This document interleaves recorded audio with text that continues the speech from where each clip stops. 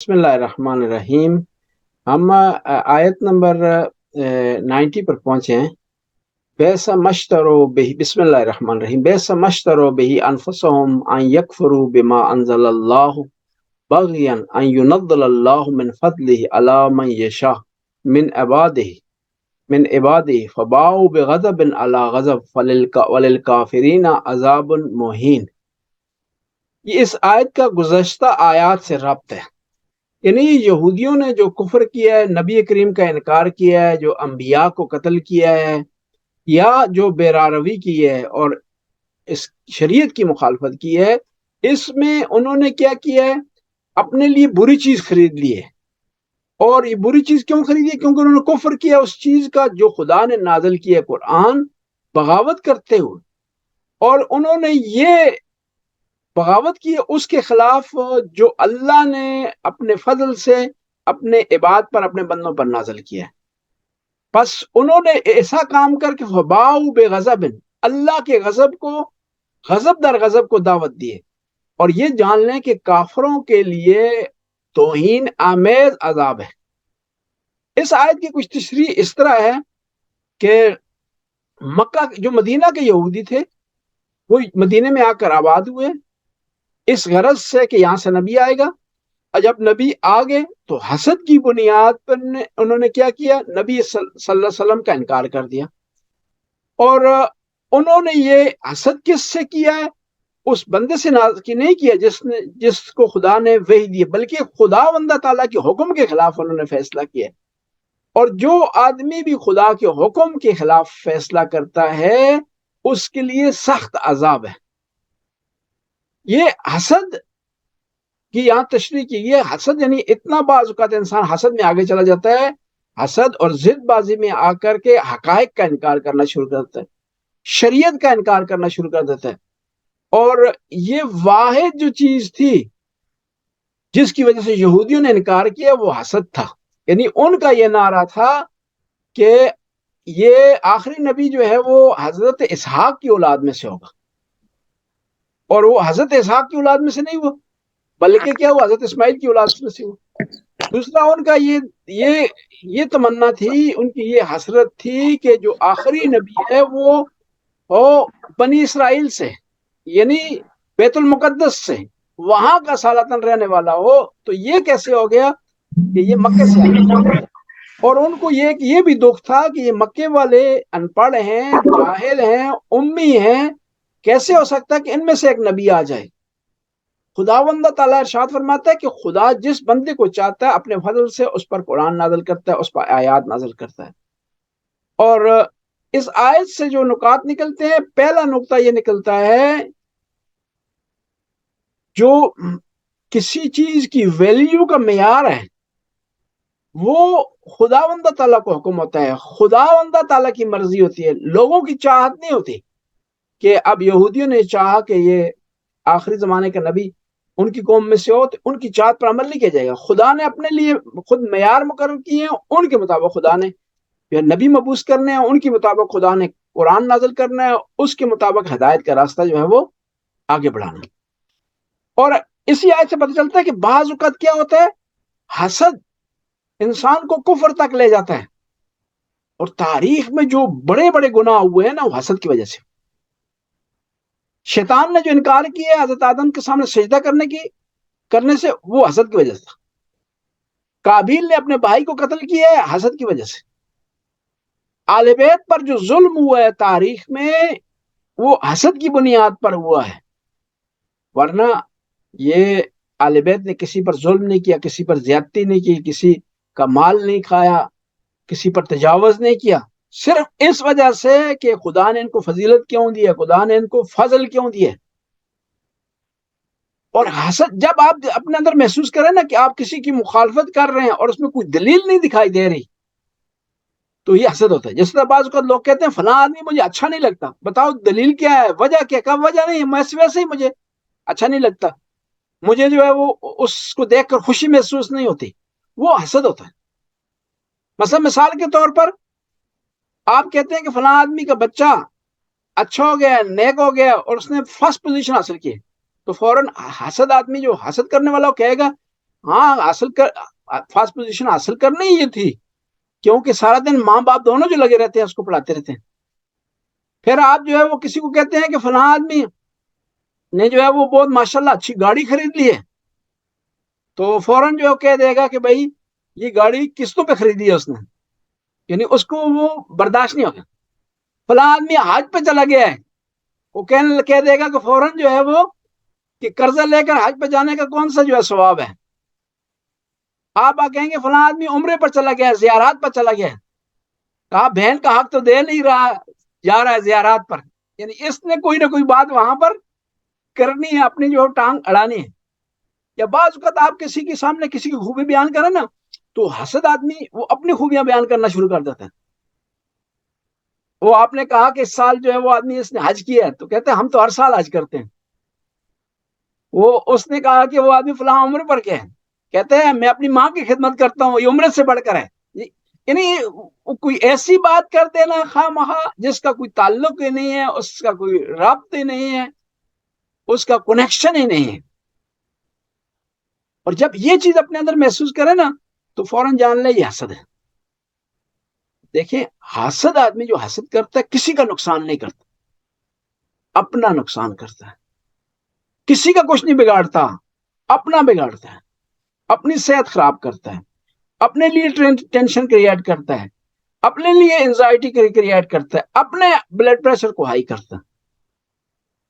اور ہمیشہ جب کسی کی کوئی اچھائی دیکھیں نا، اس میں کوئی خوبی دیکھیں، کوئی نعمت اس کو ملی ہے، تو فوراً خدا کی بارگاہ میں درخواست کریں کہ خدایا جس طرح تو نے اسے دی ہے مجھے بھی عطا فرما، اور خدایا جن راستوں سے اس نے حلال طریقے سے حاصل کی ہے نعمت، مجھے بھی توفیق دے، میرے لیے بھی وہ راستے کھول دے، مجھے بھی وہ راستے بتا دے. تب جو ہے وہ معاملہ جو ہے وہ بہتر ہوگا، تب جو ہے معاملہ ٹھیک رہے گا. یہ پھر عبادت بھی شمار ہوگی، پھر یہ دعا بھی شمار ہوگی، پھر خدا کے یہاں آپ کو قرب بھی حاصل ہوگا، پھر خدا کی نعمت کے ایک انداز میں آپ شکر کر رہے ہیں کہ خدایا تو نعمتیں دیتا ہے، یہ تو نے دی ہے اسے. اور پھر ایک اور چیز، جو حسد کر رہا ہے نا جی، وہ جس کو نعمت ملی اس پر اعتراض نہیں کر رہا، وہ دینے والے پر اعتراض کر رہا ہے. جس نے دی ہے اسے، وہ کون ہے؟ اللہ تعالیٰ کی ذات. وہ اس پر آبجیکشن کر رہا ہے کہ تو نے اسے غلط دی ہے. یعنی اور خدا پر اعتراض کرنا بعض اوقات کفر کی طرف انسان کو لے جاتا ہے، نا انصافی کی طرف لے جاتا ہے. اور پھر اسی آیت سے پتہ چلتا ہے کہ یہ جو انبیاء کو خدا نے فضیلت دی ہے، فضل دیا ہے، ان پر آیات نازل کیے ہیں، ان پر وحی نازل کی ہے، یہ کیا ہے؟ اللہ کی عنایت ہے. اب یہ دیکھنا کہ یہ اللہ کی عنایت ہے انبیاء کے لیے ہے یا ائمہ اطہار کے لیے ہے، وہ کس بنیاد پر اللہ نے ان کو عنایت عطا کی ہے. مثلا مکہ میں ہزاروں افراد تھے، کیوں وہی محمد مصطفیٰ پر نازل ہوئی؟ غدیر میں 1.5 لاکھ کا مجمع تھا، کیوں یہ اعلان ولایت صرف امیر المومنین کے لیے ہوا؟ اس کی کیا وجہ ہے؟ جواب یہ ہے کہ دونوں طرف سے معاملہ ہے، ایک خدا کی طرف سے فضل بھی ہے، دوسرا ان ہستیوں میں صلاحیت بھی تھی. دیکھیں نا، ایک طرفہ معاملہ ہو ہی نہیں سکتا. اگر صبح سے شام تک بارش برستی رہے پتھر پر تو اس پہ اناج نہیں ہوگے گا، کیونکہ پتھر میں صلاحیت نہیں ہے. صبح سے شام تک آپ فیکٹری میں پتھر ڈال کر کے کپڑے نکالنا چاہیں، لباس بنانا چاہیں، نہیں بنے گا، پتھر میں صلاحیت نہیں ہے کپڑا بنانے کی. ایک آدمی نے بات کی، ایک کتاب میں لکھا ہے، کسی مکسر نے، نام نہیں بتاتا، وہ اس نے توہین کرتے ہوئے اہل بیت کی اس طرح لکھا کہ اہل بیت کی کوئی فضیلت نہیں ہے، نعوذ باللہ، کیونکہ جو کام خدا نے لیا اہل بیت سے وہ ایک مکھی سے بھی لے سکتا تھا. تو میں اس کا جواب یہ دیتا ہوں کہ نہیں، خدا وندہ تعالیٰ نے اہل بیت سے یہ کام لیے کیونکہ اہل بیت کے اندر صلاحیت تھی، مکھی میں صلاحیت نہیں ہے. اور خدا کی قدرت محال چیزوں سے متعلق نہیں ہوتی، جو ذاتی صلاحیت نہ رکھتی ہوں خدا ان پر عنایت نہیں کرتا، کرے بھی تو پہنچتی نہیں عنایت. پتھر پر کتنی بارش برستی رہے، اب کہنے والا کہے کہ جو کھیت میں کھیتی اگی ہے، اناج اگا ہے، وہ پتھر پر بھی اگ سکتا تھا، خدا اس سے بھی نہیں، خدا اس سے کام نہیں لے گا. خدا نے قانون بنا دیا کہ صرف جس چیز میں صلاحیت ہے اس سے کام لے گا، کیونکہ خدا کا ایک قانون ہے، 2 اور 2 کو 4 بناتا ہے، 6 نہیں بناتا ہوں، اس نے قانون بنا دیے اور اپنے قانون سے وہ تخلف نہیں کرتا۔ بس آل بیت میں صلاحیت تھی، انہوں نے قربانیاں دی تھیں، انہوں نے یہ گرڈز حاصل کیے تھے، تو خداوند تعالیٰ نے ان پر عنایات کی، ورنہ اگر گرڈز ان میں نہ ہوتے تو خدا ان پر عنایات نہ کرتا۔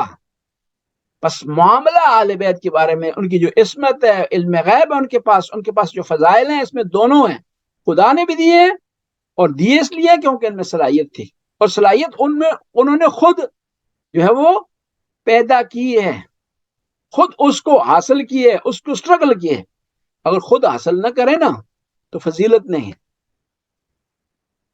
فضیلت اس بنیاد پر ہے کہ ایک چیز آپ خود حاصل کریں، ورنہ اگر آپ گناہ سے بچنے پر مجبور ہیں، معصوم ہونے پر مجبور ہیں، تو مجبوری کی حالت میں فضیلت نہیں ہے۔ فضیلت اس حالت میں ہے کہ جب انسان خود مختار ہو، مجبور اس کی فضیلت نہیں۔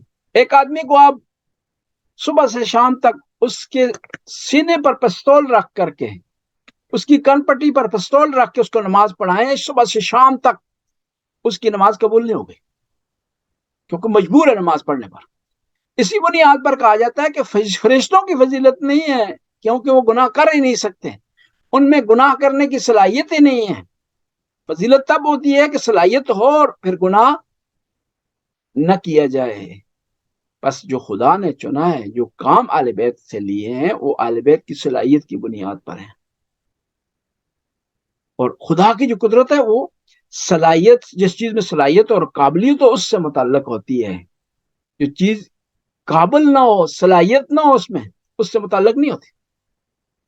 میں آپ کو آسان سے ایک اور مثال، ایک آدمی نے یہ طے کر لیا، فیصلہ کر لیا کہ اس نے نیک کام کوئی بھی نہیں کرنا، برائی کرنی ہے، تو خدا کبھی بھی اس کو ہدایت نہیں کرے گا، خدا کبھی بھی اس کو سیدھے راستے پر نہیں لائے گا، کیونکہ اس نے فیصلہ کر لیا کہ میں نے ہر قسم کا گناہ کرنا، گناہ چھوڑنا نہیں ہے۔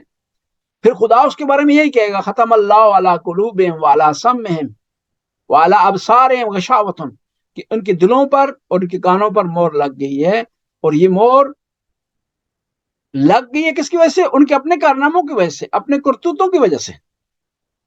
پس جو بنی اسرائیل نے جو نبوت کا انکار کیا ہے نبی کریم کا، یہ جو انکار انہوں نے کیا ہے، یہ انکار انہوں نے حسد کی وجہ سے کیا کہ ہم میں سے کیوں نہیں ہوا نبی۔ اور پھر ایک اور یہاں سوال ہوتا ہے، گزشتہ میں بیان کر چکا ہوں، یہاں پر یہ خطاب ہے ظاہری طور پر مدینہ کے یہودیوں کو، لیکن داستان بیان کی جا رہی ہے بنی اسرائیل کی یہودیوں کی، تو ان کا کیا تعلق ہے ان سے؟ تو جواب دیا جائے گا کہ یہ کیونکہ ان کے عمل پر راضی ہیں اور انہی جیسا عمل اب بھی کر رہے ہیں۔ انہوں نے موسیٰ کا انکار کیا، یہ محمد کا انکار کر، انہوں نے موسیٰ کی مدد نہیں کی، یہ محمد کی مدد نہیں کر رہے، انہوں نے موسیٰ کی پیٹھ پیچھے جو ہے خنجر کھوپا ہے، یہ محمد مصطفیٰ کے ساتھ ایسا کر رہے ہیں۔ یعنی ان کا عمل ایک جیسا، اس لیے مثال وہاں کی دی جا رہی ہے، خطاب ان کو ہے۔ بس ہم یہ کہیں گے یہ جو قرآن کی داستانیں ہیں نا، اس کے 3 مخاطب ہیں، یہ 3 چیزوں کی حقائق کی روشنی، 3 قسم کے حقائق پر روشنی ڈال رہی ہے۔ ایک داستان بیان کر رہی ہے بنی اسرائیل کی، دوسرا مدینے کے یہودیوں کو اس سے کہہ رہی ہے درس حاصل کرو، تیسرا ہمارے لیے ہے، کیونکہ قرآن کی جو آیات ہے کسی زمانے کے ساتھ، کسی ٹائم کے ساتھ، کسی جگہ کے ساتھ مختص نہیں ہے، بلکہ عام ہیں۔ ہاں کسی موقع پر نازل ہوئی ہے آیت، لیکن اس موقع کے ساتھ مختص نہیں ہے، عام ہے۔ مثلا مثال کے طور پر نبی کریم نے خانہ کعبہ کی صفائی کے لیے فتح مکہ کے بعد چابی لی اس آدمی سے، جس کے پاس چابی تھی، اور وہ حضرت ابراہیم کے خاندان سے چلی آ رہی تھی۔ چابی اس سے لی، خانہ کعبہ کی صفائی ہوئی، وہ توڑے گئے، چابی نبی کریم کے پاس جائے گی۔ اب خدا کی طرف سے آرڈر آیا ان تعد الامانات الی اہلہا، اے نبی جس سے تو نے امانت لی ہے اس کو واپس کر دے۔ یہ آیت اس موقع کی مناسبت سے نازل ہوئی ہے، فتح مکہ کے وقت نازل ہوئی ہے، خانہ کعبہ سے متعلق نازل ہوئی ہے، لیکن اس کا ایک جنرل معنی ہے، جب بھی کوئی کسی سے کوئی امانت لے استعمال کرنے کے لیے تو اس کے لیے ضروری ہے کہ اس کو پلٹا دے، اس میں خیانت نہ کرے، اس میں کمی بیشی نہ کرے۔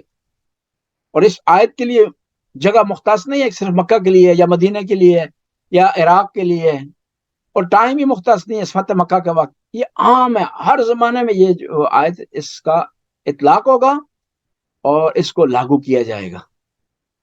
بس قرآن کی جو آیات ہیں یہ داستان بیان کر رہی ہیں، اور اس کا مخاطب مکہ مدینہ کا یہودی بھی ہے، اور اس کا مخاطب آج کا یہودی بھی ہے اور آج کا مسلمان بھی ہے، کہ یہ ایسا نہ ہو کہ ہم داستان نبی کریم کی بیان کریں، ان کے اخلاق کی داستانیں بیان کریں لیکن اس پر عمل نہ کریں۔ جن لوگوں نے نبی پر ظلم کیا، ان کی آل پر ظلم کیا، ان کی داستانیں بیان کریں لیکن ان سے نفرت نہ کریں۔ ہم آل بیت کا تذکرہ کریں، ماتم بھی کریں، لیکن آل بیت کی سیرت پر عمل نہ کریں۔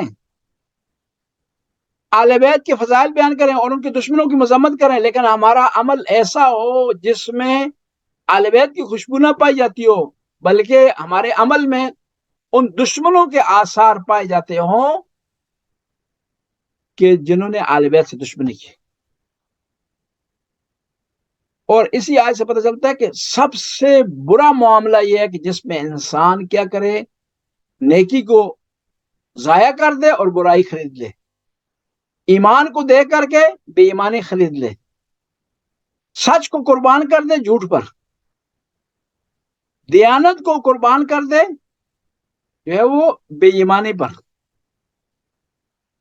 بس یہ آیت ہمیں جو ہے وہ درس دے رہی، اور پھر جب جو آدمی خدا کے عذاب میں گرفتار ہو جاتا ہے، پھر اللہ کی مرضی اسے کتنا عذاب دے، عذاب پر عذاب ہو جائے گا کیونکہ اس نے اللہ کے غضب کو دعوت دی ہے۔ اگلی آیت کی طرف جاتے ہیں، وَإِذَا قِيلَ لَهُمْ آمِنُوا بِمَا أَنزَلَ اللَّهُ قَالُوا نُؤْمِنُ بِمَا أُنزِلَ عَلَيْنَا، جب ان سے کہا جاتا ہے کہ ایمان لاؤ جو اللہ نے نازل کیا قرآن، قَالُوا نُؤْمِنُ بِمَا أُنزِلَ عَلَيْنَا، ہم صرف اس پر ایمان لائیں گے کہ جو ہم پر نازل ہوئی ہے تورات، وَيَكْفُرُونَ بِمَا وَرَاءَهُ، اور پھر تورات کے علاوہ دوسری چیزوں کا انکار کرتے ہیں، هُوَ الْحَقُّ، حالانکہ یہ قرآن حق ہے، مصدقاً لما معاہم، اور یہ قرآن تصدیق کر رہے اس کتاب کی جو ان کے پاس ہے۔ قُلْ فَلِمَا تَقْتُلُونَ أَنْبِيَاءَ اللَّهِ مِنْ قَبْلُ إِن كُنْتُمْ مُؤْمِنِينَ، ہم ان سے کہتے ہیں کہ تم نے اللہ کے انبیاء کو کیوں قتل کیا اگر تم سچے ہو، مومن ہو۔ یعنی قرآن یہاں پر ان کو کہہ رہے فرض کرتے ہیں، ہم کہتے ہیں کہ تم کہتے ہو صرف ہم نے تورات کو ماننا ہے، تورات کو تو تم اس کو بھی تو نہیں مان رہے تم نا، اس کو اگر تم مانتے تو حضرت یحییٰ کو قتل نہ کرتے، حضرت زکریا کو قتل نہ کرتے، انبیاء کا قتل نہ کرتے، وعدہ خلافی نہ کرتے۔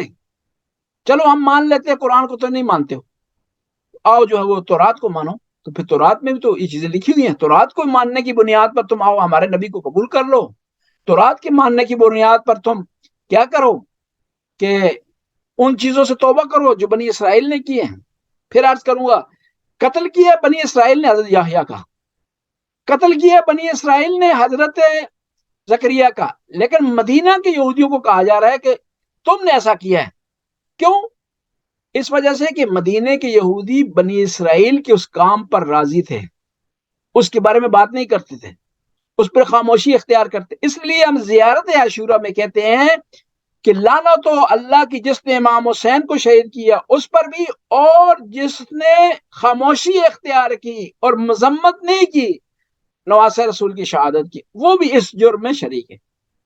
یعنی جب آپ کے سامنے کوئی ظلم ہو رہا ہو نا، اس میں یہ ہے کہ اگر آپ وہاں فریق نہیں بھی بنے، یعنی آپ شمر کے ساتھ نہیں تھے، حرملہ کے ساتھ نہیں تھے، لیکن یہ ہے کہ خاموش رہے ہیں، امام کا ساتھ آپ نے دیا، خاموش رہے ہیں، اور تلوار اٹھا سکتے تھے، ساتھ دے سکتے تھے، تو اس کے باوجود آپ نے ساتھ نہیں دیا، تو کیا ہوتا ہے وہاں پر؟ کیا ہے؟ آپ اس میں شریک ہو جاتے ہیں جرم میں۔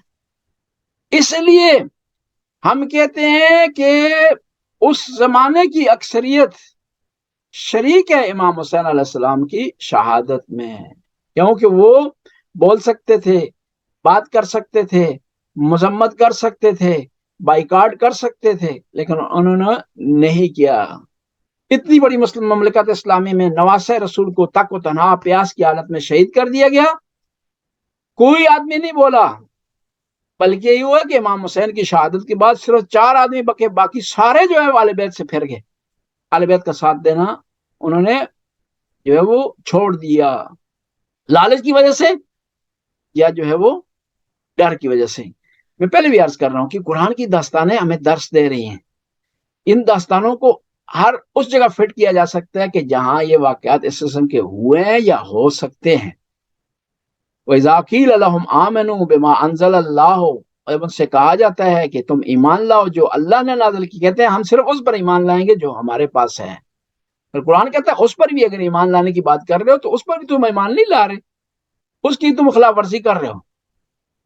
یہاں پر کہا گیا کہ جب ان سے کہا جاتا ہے کہ ایمان لے آؤ، اس آیت سے پتہ چلتا ہے کہ نبی کا فریضہ یہ تھا، نبی پر یہ واجب تھا کہ وہ تمام امتوں کو دعوت دیں اسلام کی، یعنی مکہ میں جو لوگ تھے سب ان کو دعوت دیں، مدینہ میں یہودیوں کو بھی دعوت دیں، مسلمان جو لوگ یہودی نہیں ہیں کسی اور مذہب سے تعلق رکھتے ہیں ان کو بھی دعوت دیں، یعنی نبی کریم یہ پیغام پہنچاتے رہیں۔ اور اسی آیت سے پتہ چلتا ہے کہ جو یہودیوں نے کیا کیا، نبوت کا انکار کیا ہے، اس کی دلیل ایک ان کی نجات پرستی، اس کے علاوہ ان کا راسسٹ ہونا تھا کہ وہ راسسٹ تھے، اور اسی وجہ سے یہودی اپنے مذہب کی تبلیغ نہیں کرتے کہ ان کو نظریہ ہے کہ یہودی صرف پیدائشی ہونا چاہیے، اس کے علاوہ کوئی یہودی نہیں بن سکتا، یہودی جو ہے وہ نیچرلی پیور ہونا چاہیے۔ اسی وجہ سے دنیا میں 2 مذہب جو ہے تبلیغ نہیں کرتے اپنے دین کی، ایک زرتشت ہے اور دوسرے یہودی، اسی وجہ سے دنیا میں ان کی تعداد جو ہے وہ کم ہے۔ یہ کہتے ہیں کہ پیدائشی یہودیوں سے علاوہ کوئی بھی ہو وہ یہودی نہیں بن سکتا، یعنی ہم انوکھے ہیں، لہذا ہمارے ساتھ کوئی مل نہیں سکتا، ہمارے کوئی برابر نہیں ہے، ہمارے کوئی ہم پلا نہیں ہے۔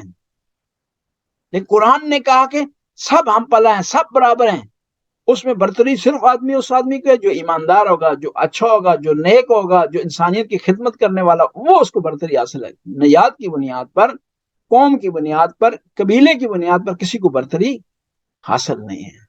اور پیغمبر کی بارگاہ میں ہوا بھی اس طرح۔ بلال حبشی حبشہ کے رہنے والے تھے، سیاہ ان کا رنگ تھا، لیکن کئی اربوں پر ان کو فوقیت حاصل، کس کی وجہ سے؟ اپنے عمل کی وجہ سے، اپنے کردار کی وجہ سے، اپنے جو ہے وہ عبادت کی وجہ سے۔ سلمان فارسی اتنے عظیم ہو گئے، پیغمبر نے ارشاد فرمایا سلمان منا اہل البیت۔ اگر وہاں نجات پرستی کی بات ہوتی، وہاں پر اگر بات ہوتی اس چیز کی کہ عرب کو فضیلت حاصل ہے عجم پر، تو ان کو اتنا مقام حاصل نہ ہوتا، کئی عربوں کو مقام حاصل نہیں ہو۔ میدان کربلا میں امام حسین کے ساتھی ہیں جون، افریقہ کے رہنے والے ہیں، ان کو جو مقام حاصل ہوا ہے ممکن ہے بعض بنی ہاشم کو حاصل نہ ہو۔ فضہ ہیں، حضرت فضہ ہیں، وہ بھی افریقہ کے رہنے والی ہیں، اور وہ اتنا مقام حاصل ہوا کہ امام حسین فرماتے تھے ماں کا لقب دیا ان کو، کبھی نہیں کہا کہ نکرانی ہے یا نام لیو۔ امام حسین کہتے تھے، امام حسین سید و شباب اہل الجنہ، ارشاد فرماتے تھے کہ میری ماں آپ کیا فرما رہی، والدہ کا لقب انہیں دیا، ماں کا لقب دیا، اتنا بڑا، حالانکہ ان کی نسل، ان کا رنگ جو ہے مختلف ہے۔ اسلام نے جو ہے وہ، لوگ آج بات کرتے ہیں نا ہیومن رائٹس کی، ڈسکرمنیشن کی، اسلام نے اس سے پہلے کی ہے۔ تو ابھی ہمارے پاس 2 منٹ رہ گئے ہیں، یہاں پر ہم